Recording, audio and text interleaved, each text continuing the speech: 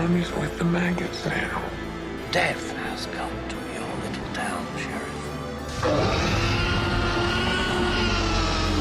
Well, hi there. Hello and welcome to Would You Die, the show where it's a pelvic thrust that makes you go insane. Let's do the time warp again, because we're talking about Rocky Horror Picture Show. Also, I'm Austin. And I'm Anneliese. We are talking about Rocky Horror Picture Show. Yes, we are. Welcome to episode 2 of NOTEVEMBER. Yes. Getting right into it. You can't do NOTEVEMBER. You cannot do a musical horror month without doing Rocky Horror Picture Show. This is the one. Mm-hmm. So just for a quick synopsis, when clean-cut couple Brad and Janet find themselves stranded on a rainy night, they seek help at a strange mansion, home to Dr. Frankenfurter, a flamboyant alien scientist, unveiling his latest creation, the muscular and naive Rocky Horror. From there, chaos, camp, and sexual awakening ensue in this genre-bending cult classic directed by Jim Sharman and based on Richard O'Brien's stage musical. The Rocky Horror Picture Show isn't just a movie, it's an experience. Ooh, I love that one. That was so good. Thanks. You did so good on that one. Thanks. Hell yeah, brother. Rocky Horror. Am I right? I think a lot of us were really waiting for this episode with much anticipation. Perfect. Beautiful. I've been waiting for that. Okay. I almost started the episode with that, but here's the thing. The pelvic thrust. It does drive you insane. It makes me go insane. Okay, here's the thing. Here's what I wanted out of this, everybody, and it'll lead very well into your personal connection. I wanted his hint for last week to be I see you shiver and anticipate, and then his quote this week to be patient. And we didn't do that, and that's okay, but only because I found out what he's about to tell you about his personal connection with this movie. So tell us, when was the first time that you watched this movie? Yesterday. Yeah, which is crazy to me. We all have our cinematic blank. For a long time, I had not seen The Godfather. It's fair. I haven't seen Forrest Gump. That's a little insane, actually, because that's such a big movie.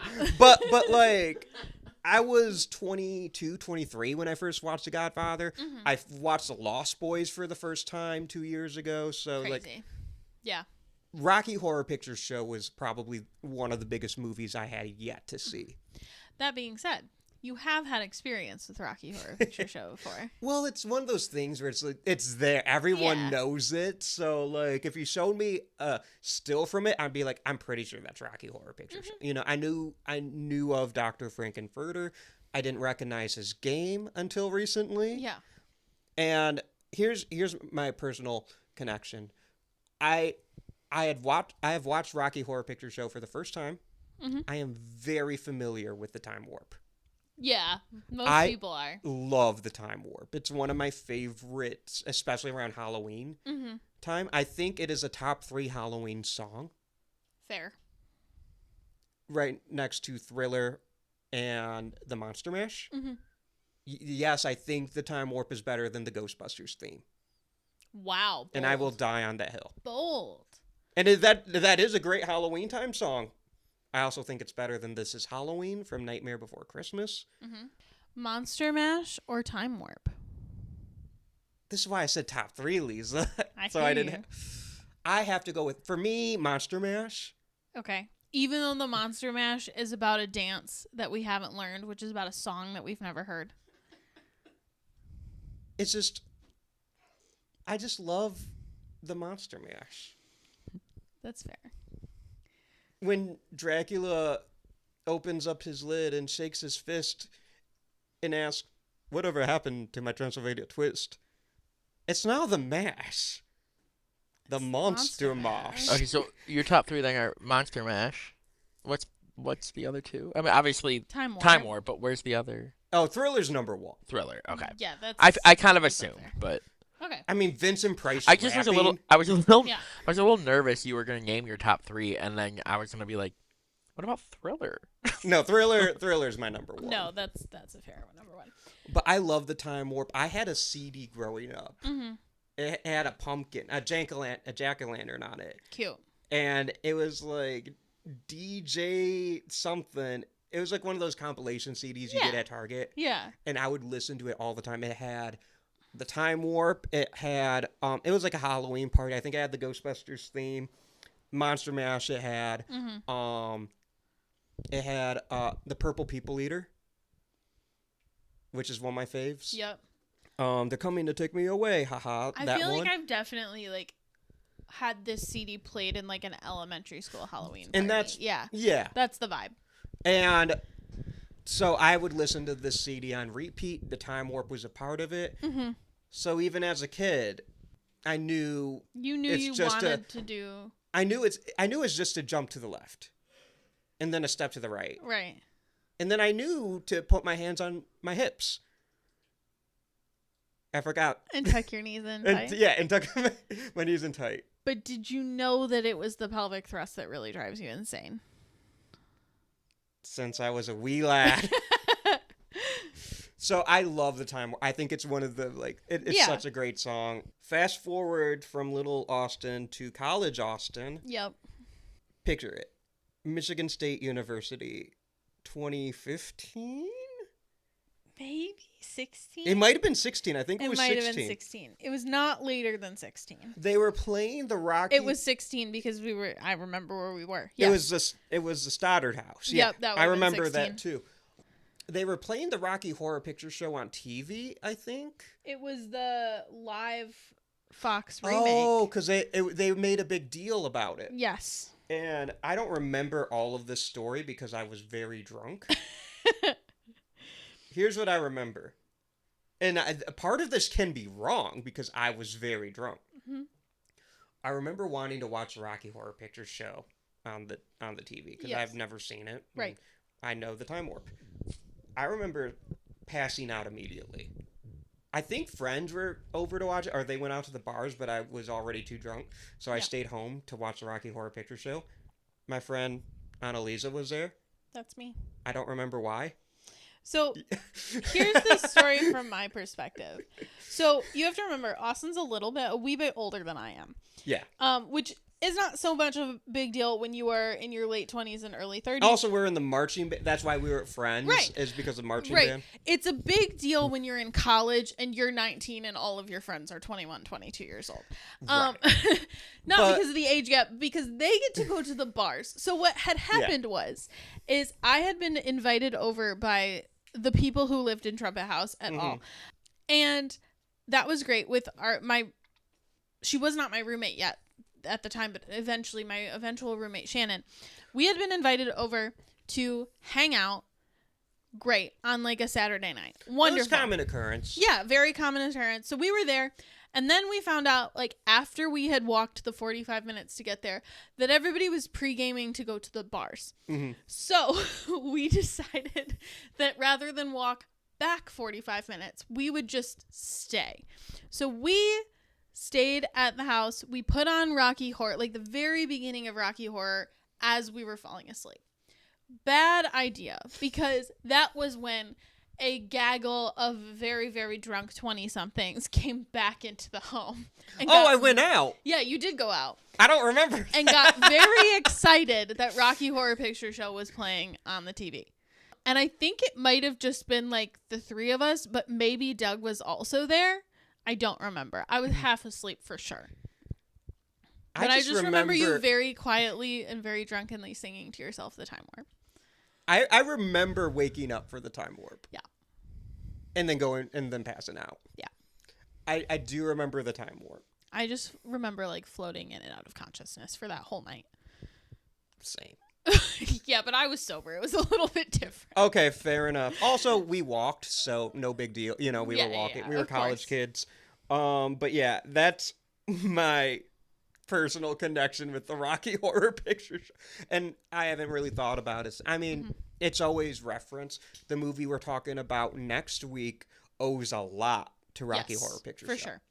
So my personal connection is that I didn't actually see Rocky Horror for the first time much earlier than that. I had only seen it for the first time a year before. Mm-hmm. But I got to experience it the way that I think that everybody should experience Rocky Horror. We're going to talk about this a little more in historical context, but if you didn't know, Rocky Horror is a really big cult classic and has a lot of live screenings. It's still running. Mm-hmm. Like, technically, its original run is still happening, and it holds a record. Right. But I'm talking about the movie screenings. Yeah, that's what I'm saying. Oh, okay. So basically, if you don't know, if you go to a live, especially midnight screening of Rocky Horror Picture Show, you are going to encounter lots of people in costume. You are going to encounter people getting on the stage to perform the songs along with the film. You are going to encounter a lot of throwing things and people chanting specific lines. It's like a whole theatrical... It's like a party. Party. Yeah, exactly. And so I got to experience Rocky Horror Picture Show for the first time at one of those experiences in Wells Hall with the theater department putting it on. Did you like it? I loved it. Because I always avoided those because I always was of the opinion, like, but I want to know the movie before I go to something like that. Which is fair. And then I never watched the movie. But I think that is, like, such a... Like, with musicals specifically, it's such a different experience for me. And with a musical that's kind of more vibes than plot-based. Yeah. I think it was the best way to experience the movie. I agree with that. It's very vibes. Yeah. So that is kind of like my backstory. And then obviously a year later, I sort of half watched the live version. But now it's kind of like, I wouldn't even, like, a comfort movie almost. But you've seen it a couple times? Yeah, plenty. Jeremy has a backstory this time. And it's not just I watched it for the first time yesterday. Sorry. So this movie, my sister is very into Rocky Horror. My sister has been in a production of Rocky Horror. That's really cool. Do you remember who she played? I don't. I think she was just in the ensemble. Did she do the time warp? She probably did the time warp. My sister is 5 years older than me. Mm-hmm. When she was in this play, she was probably 20, which made me like 15. Okay. I was not invited on account of being your sister 15? Is gonna be wearing fishnets and lingerie in this, and I was like, I'm good. Fair. But beyond that, my sister was also obsessed with this movie. She loved this movie.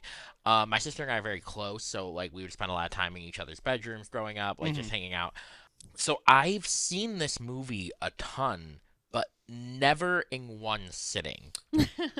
I feel that makes sense. You know what I mean? So like it'd be like a scene here, a scene there. I've seen every scene in the movie, but never in order.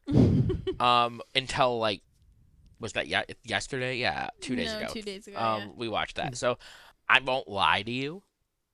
It's not my bag. I have an appreciation for it. I do. It is not made for Jeremy. That's interesting. It's made for his older sister. It's made for his older sister. Because I have something to say. It's made for Austin. As you guys might remember, earlier this year, for this podcast, I have watched Sweeney Todd for the first time. Mm-hmm. Yeah. And I very much did not like it. I remember. Even though I was similar. It's been around, you know, I was aware of it. Yep. I watched it.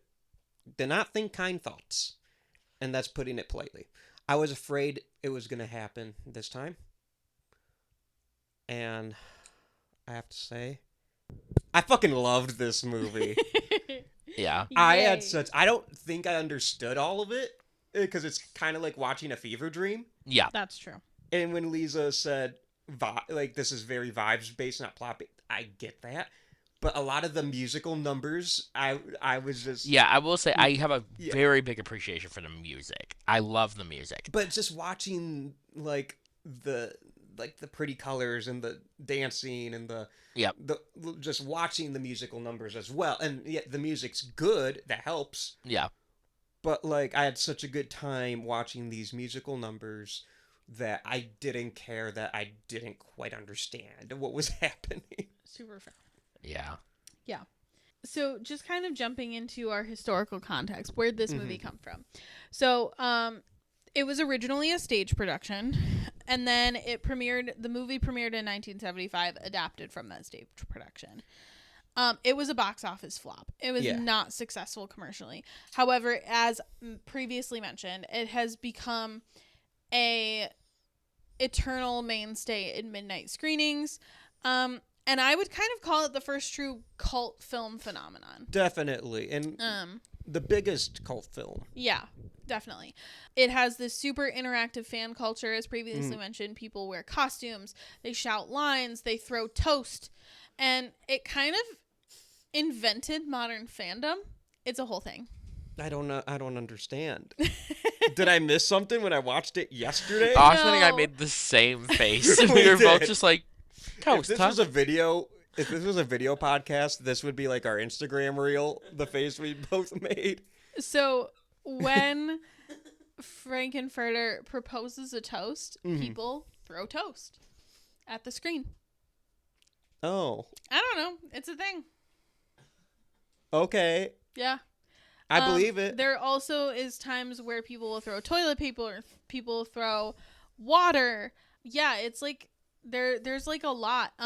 Shadow casts are incredibly popular, as mentioned, where they will perform the song with it. They throw hot dogs and rice at different points in the movie. Obviously, this is all very dependent on your theater, so if you are going to see an interactive production of Rocky Horror, please check with your local theater before you start throwing shit at the shadow casts and or at the screens that are very expensive. Austin, Thank you. I want to take you back. Okay. You're working at MJR. Yeah. You guys are doing a screening of Rocky Horror. Somebody walks in, just 3 loaves of bread. What do you do in this moment? Nothing. I don't get paid enough. I was gonna say, do you think you got paid enough? I truly thought he was about to be like, nothing. The loaves of bread would recognize me as a bread. It's fucking awesome. But also, I worked like mostly concessions. Yeah. So. So they're not coming up to you because they're hiding their bread. Right. Yeah. But a lot of Rocky Horror invented modern fandom as we know it.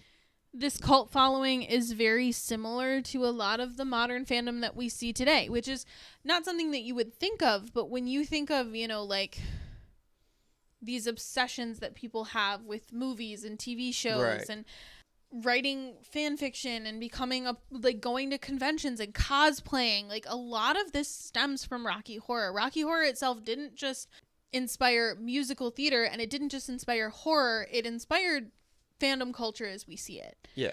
And that's really fun. And then obviously we talked last week a lot about how Little Shop of Horrors is an inherently queer allegory. Right. And I told you guys this week we were going to talk about it more. And at that point you probably should have known that we were going to talk about this movie. Yeah. This film is unapologetically queer. It talks about gender fluidity and it celebrates outsider identity, which is obviously using kind of dated terms as we would think of them now and dated concepts as we would think of them now. But in 1975, huge deal, decades ahead of its time. And also, as a side, made Tim Curry an icon. And this was his film debut. Yes. It's also features movie star Susan Sarandon. Yep. I want to say, to your point about, this film being ultra progressive, 1975, when we were making this schedule, I didn't realize there were 2 big 50th anniversaries we were doing.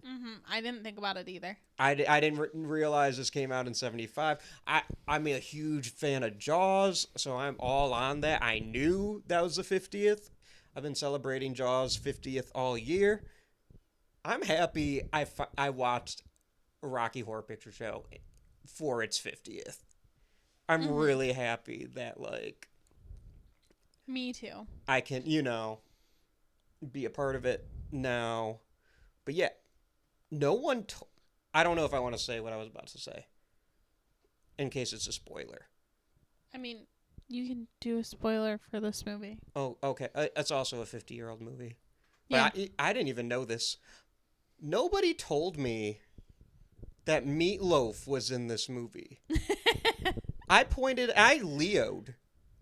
Leo pointed at my screen. I'm like, that's Meatloaf. So funny. I was I don't even so know happy. if Jeremy noticed. Meatloaf, was he the biker? Mm-hmm. Yeah, He's Eddie. I thought. I mean, I didn't like clock it, but like as soon as you were like Meatloaf is in this movie, I was like, who? Oh, so I would do anything for love. But the song's not in this movie. I just like that song. It's true. Okay, well, that's that. In terms of, like, November, Mm-hmm. this is the one that started the party, right? Like, this is where I can't think of a another musical horror movie, like, older previous to right. this. I I can't. mean, you've got things like, I guess, I don't know which came first, this or Sweeney Todd, in terms of, like, the stage musical. And then there's also the Brian De Palma Phantom of the Paradise, I think. Yeah, well, and there's But that's not Phantom as. of the Opera, I guess, but But Phantom of the Opera came out in the 80s, musically. yeah, you're right. Because then it's like, well, then Little Shop of Horror came first because of the 50s movie, but that wasn't a musical, you know? Right. In terms of horror musical, Yeah, this is the one. I think, yeah. Mm-hmm. Because I don't know when Sweeney Todd came out, but I think that was 70s. Yeah, it was 79. 79, yeah. So without this, we don't get Sweeney Todd, Mhm. which maybe for you is a good thing. But if we don't get Sweeney Todd, we don't get You don't get Sondheim. Little Shop. You don't get Sondheim. And we need Sondheim. You don't get Phantom, honestly. You don't get more modern versions like the one that we're going to talk about next week. Yeah, we don't get next we do week not at all. Get next week at all. We don't get Anna and the Apocalypse. There's so much in here that we don't get. We might not get Meatloaf because this was before Bad Out of Hell, That's true. which I talked about on the Patreon for like 2 minutes You did. a couple weeks ago. It's absolutely the perfect synthesis of horror and also glam rock. Yeah, Which because this is- would have been like when David Bowie Yeah. was at one of his peaks. Mhm. David Bowie just Yeah, David Bowie has peaked several times. But it's obviously a Frankenstein story, Mhm. but told through corsets and electric guitars. And Yeah. that's really fun. And then, honestly, I'd love to know your opinion on this, but in my opinion, what has made Rocky Horror specifically last is how it transforms fear into joy. Fear of sexuality, of otherness, of not fitting in, into this like raucous, joyful, fun, beautiful musical. Every scream is a song, every monster becomes a lover, and every normal couple learns that they're not normal at all. And like to your point, when Tim Curry's Frankenfurter comes on screen for the first time, the characters are afraid of him. He's kind of there's a little danger to him. Yeah. Where it's like, oh, what is he going to be the villain? What's happening here? Because I haven't seen this movie, but I've seen horror movies, and this is a mad scientist character. Right. But then at the end, he has like some of the most beautiful vocal, like, I'm coming home. and it's like, Or I'm going home, whatever it is. I can't remember. yeah, because he thinks, yeah, and it's like tearjerker stuff. And then they kill him, and it's like, shit, no, don't do that. But also, he was the bad guy I was rooting against, but you learn to love him. Yeah, he's a very complex character, and that's what makes him beautiful. So just to kind of, because this is kind of a fever dream of a movie, I'm going to give a little bit more of a recap, just so that we can talk about it a little bit more clearly. Yeah. So obviously, we've got through Brad and Janet are there. They meet Dr. Frankenfurter. He shows them his creation, Rocky Horror. We kind of learn that this is not Brad and Janet are not the first couple to come through. Eddie and Columbia were also humans who came through. Eddie was a delivery boy.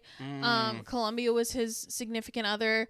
They came through, obviously more edgy because Eddie's in a biker gang. You know, it's different, but very similar vibes where they were in love and they kind of get separated and manipulated, and then kind of into this servitude of Dr. Frankenfurter before the end, where Columbia kind of reveals all of this to Brad and Janet, and like everything starts to break down. So with that being said, it's actually like a very tragic story for almost every character. Yeah. Except for fucking Riff Raff and his sister, whose name is escaping me for some reason. I'm not going to remember all their names. I'll remember Janet because... Damn it, Janet. Yeah, it's said so many times. Obviously, Frankenfurter. I do remember Riff Raff. Mm-hmm. And then Eddie, but I forget everyone else. Oh, and Rocky. I do know Rocky. Fair. It's going to take me some time to learn all the... I've only seen it once. Magenta. Huh? Magenta, that's her name. Oh, is she the... She's the maid. She's Riff Raff's sister. Oh, Riff Raff's sister. Okay. Because I didn't know if it was her that was Magenta or the one with the hat. The one with the hat is Columbia. She's the one who's in love with Eddie. Yeah. Who is Meatloaf. And I'm pretty sure she's the one just killing those high notes in the time warp. Yes. In terms of cultural impact.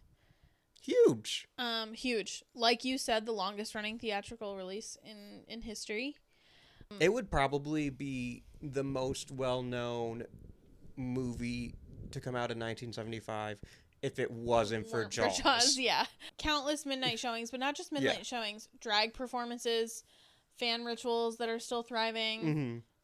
All of that. It paved the way for queer visibility in horror and musical film. Horror is a very queer genre, and we've talked about that before. Yeah. And we will continue to talk about it.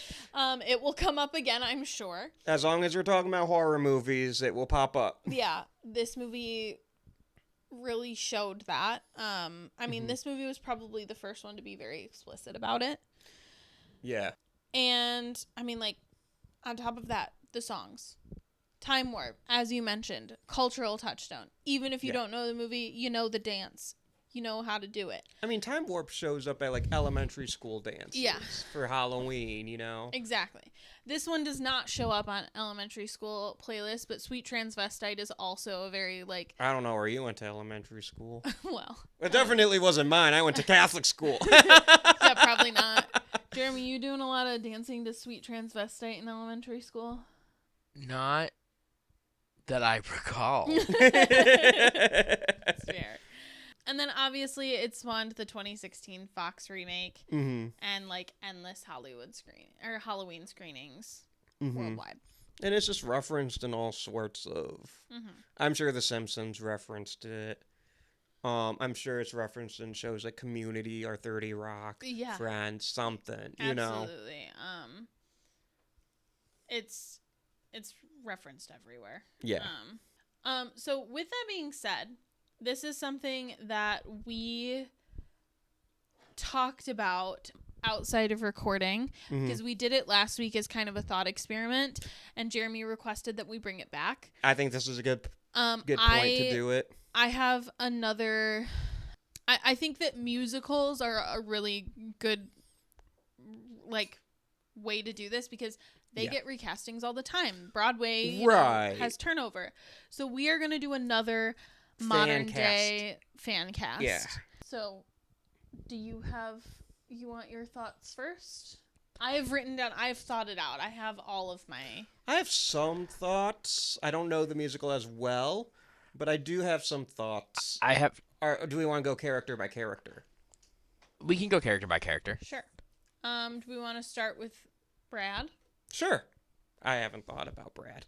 Jeremy's thought about Brad. I have thought about Brad. This is going to be a weird take on its surface, but give it time to settle. Mm-hmm. I think a very good Brad in 2025 would be Andy Samberg. Brooklyn Nine-Nine? Brooklyn Nine-Nine. I see it. Yeah. He can sing. He can sing. He has the right body He's and face for it. he's done like nerdier characters before. But still has like the assertiveness to play like later scenes of Brad. Right. Mm-hmm. I think he has a physicality. I think he has the acting chops. I like that pick. Yeah. Did you have any other contenders for Brad, Lisa? My contender for Brad wasn't as good as Andy Samberg. Mm-hmm.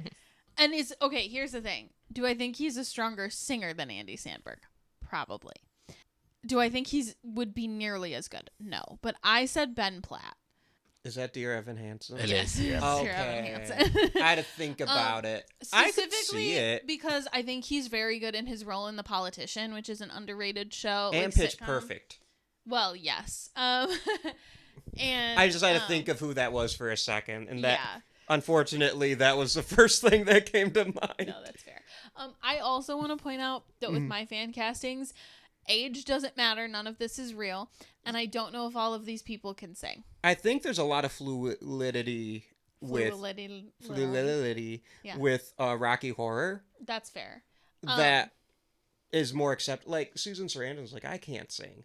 I thought she did a great job, Yeah, but she's also not, she's not like a singer. right. Okay, Janet. Damn it. Exactly. So I got a thought, and it's not because she can sing, it's because I think she has great comedic timing. But listeners last week are going to be like, think of someone else. Because I'm going to say Ariana Grande, who I also fan casted as Audrey. That's hilarious. But I just think as a comedic actress, she could play Janet really well. Yeah, that's fair. Obviously, she can sing. Mm-hmm. But also, as we go through, I'll probably think of more Janets. Because I think Victoria Justice, she was Janet in... She was, yeah. The Thing, the what do we The call Fox remake. The remake, Yeah. the TV, live? Yeah, Rocky Horror Live or whatever it was called. Back when they were doing all the lives. You got thoughts? For Janet, this is I lean toward Leah Michele, just because she can sing so well, and she Did. Who is Fair. this? Glee. Rachel Oh, I know who this is. She Yeah. plays Glee on the hit show Glee. Berry. She does. What about Emma Stone? I also considered Emma Okay, Stone. I like Emma Stone. Because she can sing. Yep. Great comedic actress. Very. That just popped into my head. Mine's an outside shot because I don't know if she can sing. Mm-hmm. And that is Anya Taylor-Joy. She can sing. Can she? Yeah. Okay, sick. She's actually pretty good. I've never heard her sing. You should watch Last Night in Soho. It's on my list. She sings in that. But yeah, I think she would be very good at playing like the ingenue, but like she also has comedic timing. She does. Yeah. So like I don't know if you've ever seen her SNL stuff, but she's funny. She is very... yeah. No, I like that pick a lot. I think I would go with... Right now, I would go with Andy Samberg, Anya Taylor-Joy. Cool. I like it. All right, Riff Raff. Pass. Okay. If I come up with one, as you guys are saying, then... I have one for this that I thought of the other day, and I don't know why. Go. David Tennant. Okay, I actually love that. I fuck with that. I fuck with that. I don't want to say mine. Well, say it. Okay, Scandal noted. Okay. Scandal noted. Okay. Ezra Miller. But I think David Tennant's better. I could see Ezra Miller too. Yeah. He's just Yeah. disconcerting. And I don't know if that's because he's a bad person or not. But That's fair. I don't know if he can sing. In fairness, I don't either. know if David Tennant can David sing. Tennant can sing. I believe. Yes. Well, with the actors of this caliber, they're all theater kids. I just assume they can all sing. That's fair. So far we've got Andy Samberg, Anya Taylor-Joy, and David Tennant. I can't think of anyone at the moment. In fairness to me, I thought of Little Shop of Horrors much longer than I have. No, that's fair. Like, I just watched this movie yesterday, so it's very fresh. And I'm still learning the characters. Yeah. All right, Magenta. And I don't that's the have one sister. for Magenta, to be honest. Anna Kendrick. Okay. I could see that. I kind of pulled it out of my ass. But I pulled that pick out of my ass, but I think she could pair well with David Tennant. Mm-hmm. And I know she can sing. And I think she'd be awesome in that Bride of Frankenstein hairdo at the end. I don't know if she can act, but I'm gonna go with Chappell Roan. Oh! I thought you were talking about Anna Kendrick. Oh, no, I'm like, no. what you mean? No, it was not Anna Kendrick shade. Oh. Okay. But I'm gonna say Chappell Roan. I could see that I can as too. well. At least, like, aesthetically. Mm-hmm. Like it. Do you have thoughts? I don't. Okay. So are we going with Anna Kendrick or Chappie Roan? If we're actually making this movie, Anna Kendrick, I think it's the safer choice. Yeah, she can Fair. act. We know she can sing, and we know she can act. Yeah. All right, Columbia. Girl in a top hat. One who's in love with Meatloaf. Also Anna Kendrick. No. Someone who can sing really maybe Ariana Grande comes back. This was my Emma Stone pick. Oh, Emma Stone in this role? Okay. Yeah. Okay. Mine is Maya Hawke. Ooh. We keep Emma as Janet. Damn it. Okay. And I like it. Maya Hawke in a top hat. Yeah, Mm-hmm. I like it. Can she hit those high notes? I don't know. That's what auto-tune is for. And who do we have left? Rocky. We have Eddie and we have Rocky. We haven't done Frankenfurter. Well, That's in true, but Frankenfurter, he's gonna I be was last. leaving him Okay. last. Okay. I was Yeah. all right. I was just making sure. Okay. I have thoughts for all three of these. I have I actually do too. only one thought for Eddie. Are we gonna do Eddie? Okay. Let's do Eddie I next, assume it, then and we- Rocky, I have then the most Frankenfurter. thoughts for Eddie Really? Okay. because disclaimer: I've only seen this movie once, Right. so I don't have as much of an emotional. But from after seeing this movie once and me being like, "Hey, that's Meatloaf," Mhm. and he's in it for one song. Mhm. I think this role should be a legitimate rock star. I agree. Shouldn't be an actor. I agree. Because the obvious pick is Jack Black. We were just talking about that. Yeah. My headcanon is that Meatloaf's performance as Eddie invented Jack Black. That makes sense. Who did I say? Josh Gad, which is my pick. I did say Josh Gad, which is your pick, but I've come around to a different thought. So, well, who do you think? Okay, so I was thinking about this today. Because I agree. I think it should be a rock star. Adam Lambert already did it. That's true. He did. I listened was to really his good. I listened to his performance and I'm like, okay, that's awesome. Mm-hmm. I think Gerard Way from My Chemical Romance would be really fun. Gerard He's- Way would be fucking. He's got the chops. I think he's got the theatricality. Mm-hmm. I don't know if this guy has the theatricality, but he has the chops and the looks. But Wolfgang Van Halen, Oh, okay. Interesting. I know he could sing it. I know he can play it. I don't know if he has that stage presence, but he's also the son of Eddie Van Halen, Mm-hmm. and he's a fantastic musician in his own right. Yep. If we change it from Eddie to Emmy and gender swap this role, I think Hayley Williams would be Yeah. really Haley good. Williams would be She would fucking be really good. I think she would rock this I like song. that. Yeah. That's thinking else. I like it. I like that. My pick was Billy Joe Armstrong. I thought about him. Oh. I thought about him. I think I he think would you do would a have good. to do less glam rock and more like punk rock, but Mhm. yeah, I think that would be cool. I think Haley Williams is Is fucking is she gonna be our pick? I think so. I like it. Hot patootie, bless And my plus, soul. I think she'd have a really good chemistry with Maya Hawke. Ooh. Oh yeah. That's how I feel. Oh yeah. All right. I really love that rock and roll. I Rocky- love that. I listened to it like 9 times today. Rocky. Okay, I have two people in my mind for the I have Rocky. one, but I feel like it's a cop out. Okay. Go. My two people. He doesn't quite have the body for it currently in 2025, but we've seen him have the body for it. Arnold Schwarzenegger. Damn, you knew. No. Sorry. Zac Efron. Yeah. I can see it. Oh, My definitely. other Especially pick- like Neighbors, Zac Mhm. Efron. My other pick, who I don't know can sing. Full disclosure. Glenn Powell.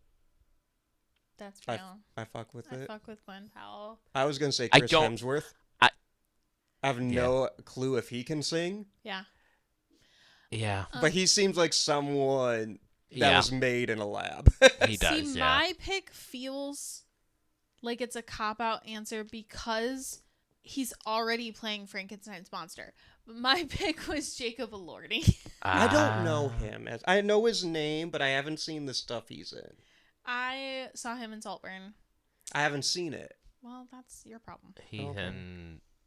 He's in the show Euphoria. I don't watch TV. Yeah, you don't need to watch He's that in show. the kissing booth, which you also don't need to see, but that's not, I don't feel, a good representation of his acting. But he's in a skills. couple. He's gonna be Frankenstein's monster. He's in another He's in horror movie Wuthering coming out. Heights. Yeah, that. All right. Dr. Frankenfurter. Well, who are we picking for? I think Um, Efron is the for me of the two that I named. I think Efron is the logical I choice, but think Glenn Powell is better. I think Glenn Powell looks the part more. Well, that's fair, but I don't But know do you if he hits need it to here. sing?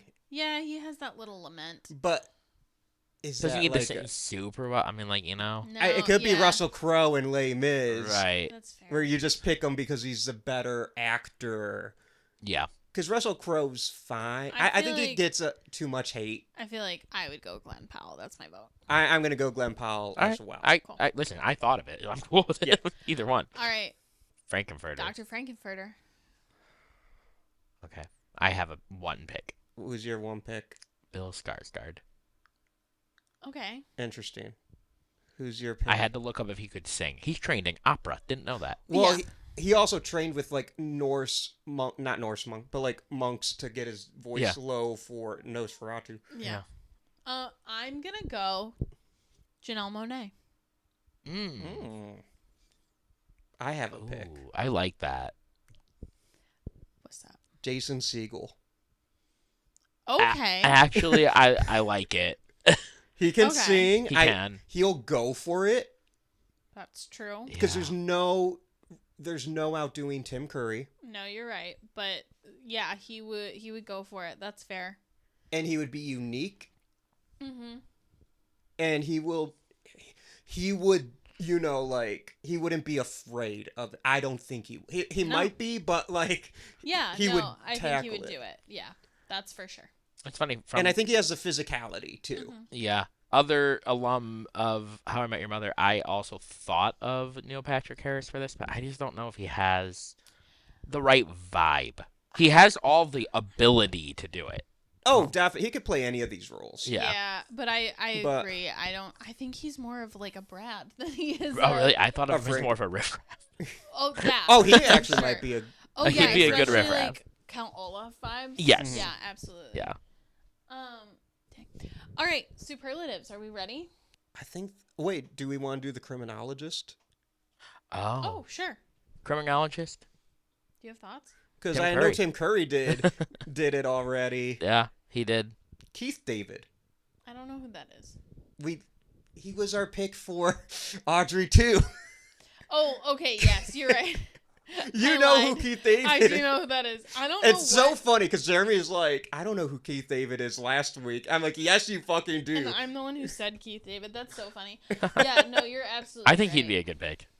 And he doesn't sing, but I just think just his voice being like, it's just a jump to the left, you know? Jeff Goldblum. Ooh. Oh, that's really. He could also play the doctor. He could play the doctor as well. You're right.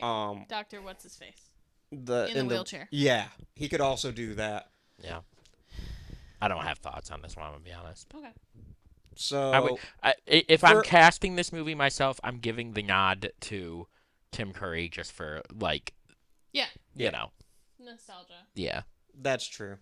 As the doctor or as a criminologist? As the criminologist. which Because is he's a already role he done the played. criminal. Yeah, Exactly. which I'm thinking maybe he should be the doctor Yeah. because he hasn't played that yet, and then also it'll be Yeah, easier God, on Jeremy, him. you're so Yeah. stupid. What? That was really jarring. Wait, I what'd was you say? Obviously joking. No, I know. She said, yeah, Jeremy, you're so stupid. I didn't hear that. What did you think? Well, I was talking, Austin's so I calling, didn't hear what you said. Austin's calling the cops. You were like, Well, I would give it to this because he already played that, and I was like, yeah, God, Jeremy, you're so stupid. I didn't even hear you say. Well, now it sounds like I abused my boyfriend, which is true, but we don't. But we didn't need to put it on listeners tape. know that. Yeah. Mom, pick me up. I'm uncomfy. All right, superlatives. Superlatives. Wait. I'm sorry. Before we go into superlatives, should we name our cast list for the listeners? Sure, Okay. we can remember it. Yeah. All right, Brad, Andy Samberg. Andy Andy Samberg. Samberg. Yep. Janet, Emma Stone. Emma Stone. Okay, Wait, no, I thought we said Anya Taylor-Joy.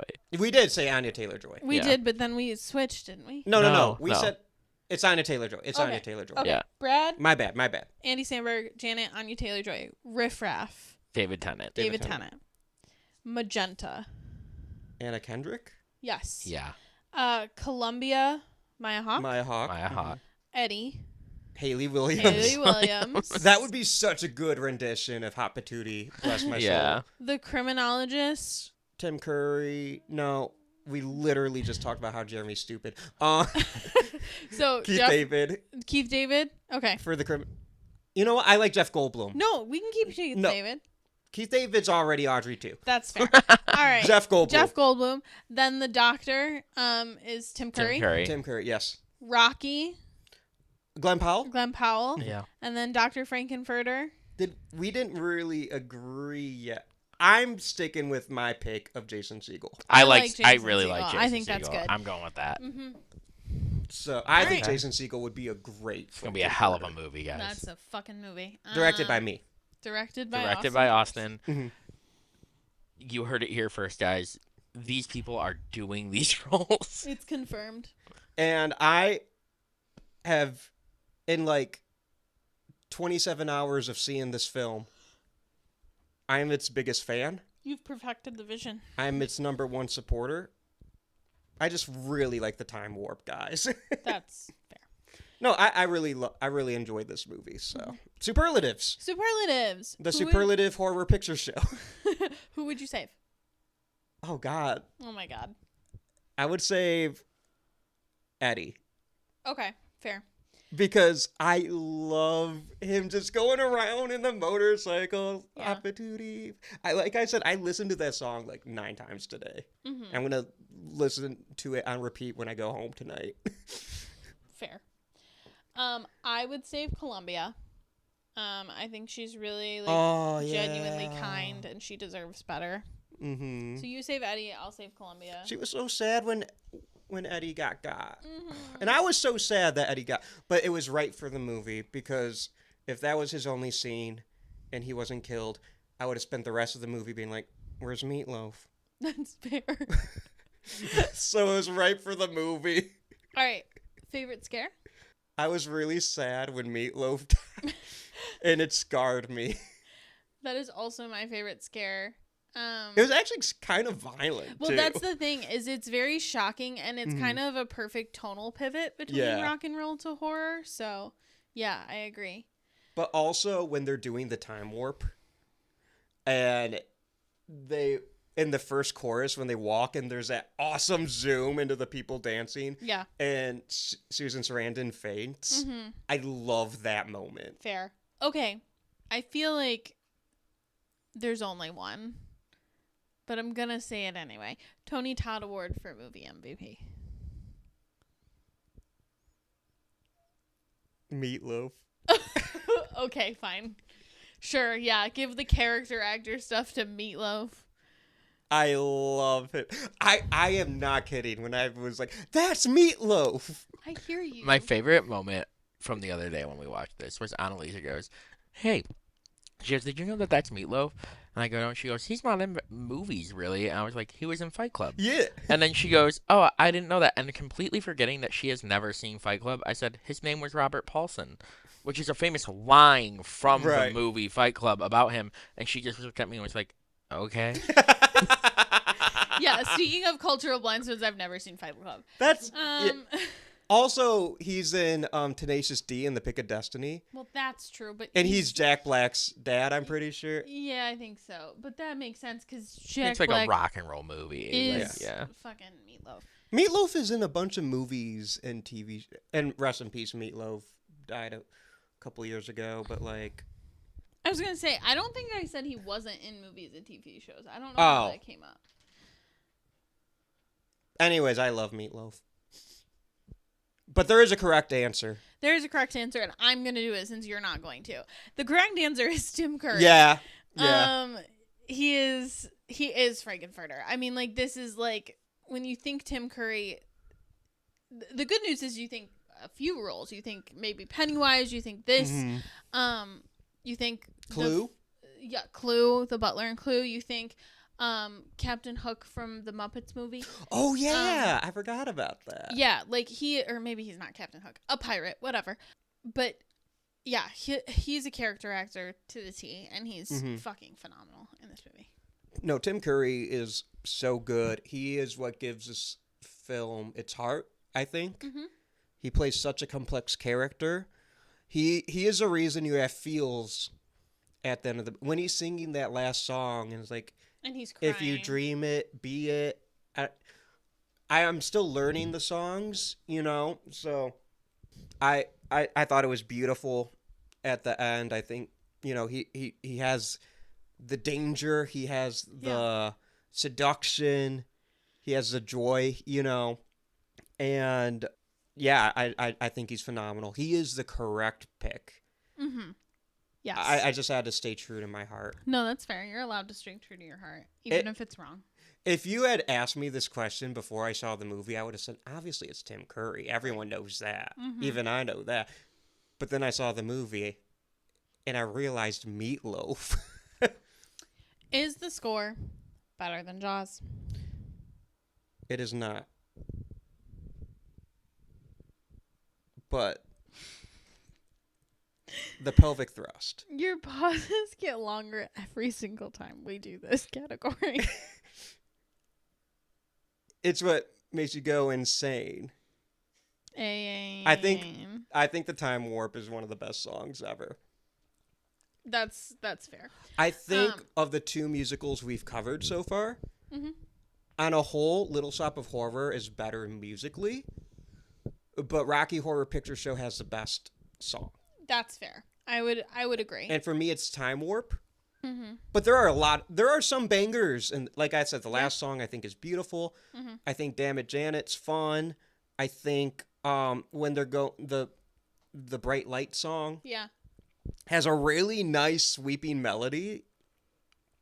I think Touch It, Touching Me, I think it's called. I really liked that song. And then Hot Patootie, Bless My Soul is my second favorite song. All right. I'm obsessed. No, that's fair. You're allowed. It is going to be my personality this week. I love that for you. What about you? What are your thoughts on the score? So I agree. Not better, but definitely more fun to dance to. You mean you're not bumping Jaws at like weddings and birthday parties? No. So composers were Richard Hartley, who did the music, and Richard O'Brien, who did the lyrics. And he played Riff Raff, right? I think so. He did a lot for this. Yeah. And then, they were frequent collaborators. But verdict, not better than Jaws. Hard to compare them, though. Yeah, really, just like last week, it's like they're just different categories. Yeah. A fine addition to your collection? I assume you don't own this. No, but you? I want to. Yeah. Me too. I think I might even get a shirt. Cute. I might get a shirt, too. That sounds actually good. Right? Let's get shirts. Also, I need a Little Shop shirt. Real. I would get the Little Shop shirt first, just because that's more in line with who I am as a person. Mm-hmm. But yeah, I would like to own this. So. Yeah, that's real. All right, everybody get out your Letterboxd reviews. Let's do the Letterboxd again. Jeremy. Okay, so given, like I said, this movie's not made for me, but I have a lot of appreciation for it. Mm-hmm. So I gave this movie 3.5 stars. Okay. And a heart, because I feel like this still is like my childhood in a way. Even though I never watched it on purpose, it was on all the time. Right. You know what I mean? So 3.5 stars and a heart. And then my review, no, I will tell you when I've had enough time warp. Again. I get it. Lisa, I have to break tradition. Okay. I have to go next. Okay. My review's not very good. But I have to go next. Okay. And you'll understand why. Okay. I gave it 4 stars and a heart. Because I am a better person than Jeremy. Mm-hmm. But also, we are the same person. Because my Letterboxd review is, I would, in fact, like to do the time warp again. We had the same exact review. That's so funny. So, I'm sorry I broke tradition, but I had to. It's okay. Anneliese? I'm changing my Letterboxd review. But I'm going to go very short and sweet. Okay. Time warp, please. I gave this 4 stars and a heart. Yes. And my review just says, again? I like it. Okay, so Supernatural. We got to talk about Supernatural, actually. There are no actual cast crossovers, but there is an episode of Supernatural called Fan Fiction, which is about a... So, this is the hard part. There's a lot of explaining that has to go into this. So, in Supernatural, there is a plot point where they meet a prophet who is accidentally, inadvertently writing novels based on their life. And they do not realize, like, he doesn't realize that he's having, like, prophetic dreams. He just thinks, like, I'm writing That's novels. his imagination. Okay, yeah. And so these novels become very famous and very popular with, like, a niche community. And so then there's an episode in the later seasons of Supernatural called Fan Fiction, which is about a high school theater troupe writing a musical fan fiction adaptation of the novelization.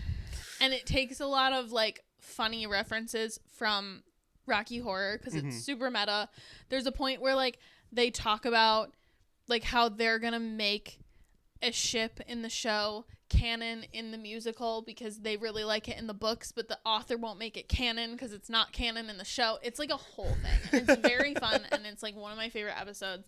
So it's very, like, DIY, fan participatory, like, definitely inspired by Rocky Horror. Yeah. So that's that. Our special edition superlatives for this month. First one, favorite song. We've already kind of talked about this for you, but mine is Sweet Transvestite. I do not think there's a better, like, character entrance than Sweet Transvestite. Tim Curry kills it. He does. I think Jason Segel would rock that song. I agree. It would have never occurred to me, but I'm glad you pointed it out. Okay. So, yours is Time Warp. It is just for nostalgia and because I've known this song for, and seeing it, I thought it was so cool. Like, it was my favorite part of the movie. It's such a well done dance sequence. And but now yours is... Well, no, it's still Time Warp, but Hot Patootie, bless my soul, is right. I didn't think there's going to be a song I would love as That's my almost favorite. as much. Hot Patootie, bless my soul. It's That's so your good. favorite? Yeah. I think my, like, second favorite is I'm Going Home. So, like, the bookends for Tim Curry are my favorite songs. I think those are 2 stellar songs because I was getting the feels. What's it called? I'm Coming Home. Yeah. I'm Going Home. No, Mama, I'm Coming Home. That's Ozzy. Different one. Still feels, but for me, Time Warp and the Hot Patootie, one that's fun to say. Yeah. They just bring me so much joy. But yeah, a lot of bangers. Definitely. All right. Our other special edition superlative is going to give us quite a conversation this week because it is was this musical featured on Glee? And yes, there is a whole episode called The Rocky Horror Glee Show. Wait, what? Season 2, episode 5. Very prominently, this was featured on Glee. So the plot of this episode is that the Glee Club is putting on the musical Rocky Horror. As would be allowed at a public school. Yeah. It's been done before. But so we have Finn Hudson and Rachel Berry, our Brad and Janet. Okay. That's our Leah Michelle and our I know his face. It's like on the tip of my tongue. Literally Corey Monteith. There we go. Rest in peace. Corey Rest in Monteith. peace, Corey Monteith. And Leah Michelle as Finn Hudson and Rachel Berry as Brad and Janet. Mike Chang, who's played by Harry Shim Jr., is Dr. Frankenfurter.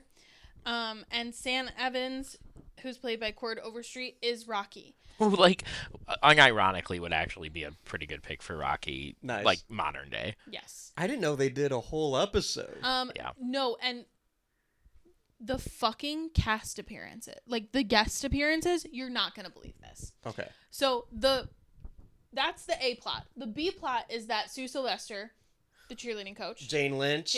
We love Jane Lynch. is approached by two news station managers Mm-hmm. about producing an undercover expose of the play. Those two news station managers are played by Barry Bostwick. That's the original Brad. Oh! And Meatloaf. Yep. I'll do anything for love, but I won't watch Glee. Yes. So I'm funny. I did yeah. watch Glee, actually. I like the first couple episodes when it first came out, and then I fell off. When did they do this? It was pretty early. This It was was season season 2. Oh, so I wasn't watching at this point. Yeah. You were like, I love, how late did they do this? I watched Glee, season 2. I wasn't watching it. I watched like the first 5 Yeah. episodes, maybe. I remember the episode where I remember the episode where Neil Patrick Harris comes up and does Dream On. Yes. Yeah. That's fair. I don't know when that happened, but I saw that. Yeah. But yeah, so that's kind of a fun little cameo. But in the show, they cover several of the songs. They do science fiction double feature as like the opening number. You know, we haven't talked about it. I liked it. I thought that was a good way to open the movie. Yeah. And I like when things reference King Kong. John Stamos performs Hot Patootie. That is so good. Yeah. Yeah, it's a good rendition. That is so good. And then they get Mercedes who is played by Amber Riley. Is that her name? Yeah, Amber probably Riley. the most talented member of the Glee cast. Objectively, to play Frankenfurter, so she does Sweet Transvestite. Okay. There's another, again, B plot of the main, like Will Schuster's main love interest. And that's the teacher. Who is, the guidance counselor. Her name's Emma, and she gets really horny, so she does touch me. That's insane. This shows a lot, is the thing. And so, yeah. This shows a lot. But, and then obviously, we close the episode with a group rendition of The Time Warp. I have a confession to make. What? The whole reason why I pushed for Was This on Glee is I knew they did the Time Warp. Yeah. I did not know They did a dedicated whole a whole episode. episode. I did not know they did the Rocky Horror Picture Show. Correct. That was the first episode. I've seen all of Glee. Uh-huh. That was the first episode I ever saw because my sister, who did not watch Glee, Was like, they're doing Rocky Horror Picture Show, so I have to. That's fair. The reason why I know they did the Time Warp is because a couple years back, I was making a Halloween playlist and I was searching for the Time Warp. And the Glee cast version came up. Well, I don't watch Glee, but sometimes when I'm searching for songs, the Glee cast version will come up, and I will listen to it because I think they're good. Yeah. Correct. Amen. I don't watch the show, but from a musical standpoint, they are amazing covers. They are. It's true. So I was like, "Oh, Glee did this? I have to listen." Yeah. And then the pelvic thrust. It really drives you insane. Let's do the Time Warp again. Okay, Austin. Would you die? No. I'll tell you why. Because I will be doing the pelvic thrust. Because it really drives me insane. That's fair. And I'll just be doing the time warp again. Mm-hmm. How about you guys? No. And I'll tell you why. Because Dr. Frankenfurter will see me and recognize that I am a friend. Yeah! What the heck, Jeremy? You gonna die? I think no. But only because for so much of the events, I would be very confused. And I would simply sit back and watch them unfold. That's fair. Austin, where can the people find you on social media? They can find me taking a jump to the left and then a step to the right, putting my hands on my hips and tucking my knees in tight. Because it's the pelvic thrust that really drives me to Instagram and Letterboxd. At Austin M. Torres. You can also find the Would You Die show wherever you listen to podcasts. Find us on YouTube, where you can also listen to this show, watch my horror short films, and subscribe to our Patreon, where we have bonus episodes. It's November, so we would have started the Godzilla project. Yay! If you're a fan of Godzilla, check that out. That episode's already out. We have a one monthly non-horror bonus episode. We got a banger this week. I don't think it's out yet, but it's my favorite musical. It will be very soon. And did you mention sports? No, I didn't. Yeah, we talk sports. Because we like sports. And we don't care who knows. And yeah, so $3 a month. I think it's a pretty sweet deal. I'm a little biased, but it helps us support. It helps us, fund our fan casting of Rocky Horror Picture Show. I don't think Jason Segel will do it for free. But if you really beg him and show him all of our Patreon, He might do it for $3 a month. He might do it for $3 a month for infinity. Yep. But yeah, where can the people find you? You can find me a little brought down because I thought you were the Candyman. But you can also find me on Instagram, Letterboxd, and when this episode comes out, you can find me on Substack. Ooh. I am starting a blog there. It's whimsawillow.substack.com. So yeah, check me out there. I'm Whimsawillow everywhere else. Jeremy, where can the people find you? You can find me at 15 years old saying, "Thank God my sister moved out. I'll never have to watch that movie again." Say it. And here we are, having watched that movie, similar to the Time Warp, again. Yay! You can also find me on all social media at Annually Funny. Sick. Our production is done by Jeremy Lippitt. Our music is done by Josie Palmer. Our graphics are done by Alec Gibson at Crosshook Creative. Austin, do you have a hint for next week? Paul Servino. And that's that. I'm Austin Torres. I'm Anneliese Petersmark. And we're going to do the time warp again.